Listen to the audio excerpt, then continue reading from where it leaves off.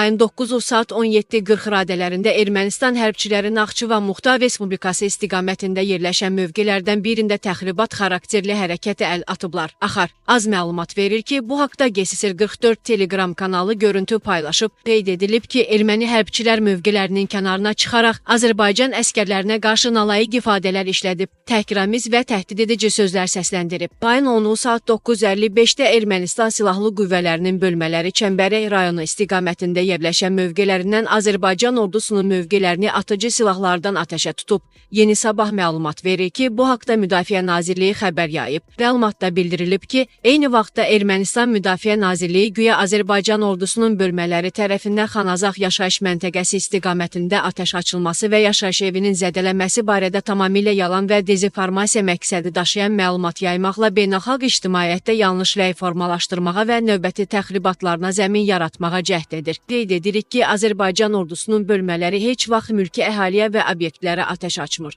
Bölmələrimiz tərəfindən yalnız qeyd edilən istiqamətdə adekvat cavab tədbirləri görülüb, deyə nazirlikdən əlavə olunub.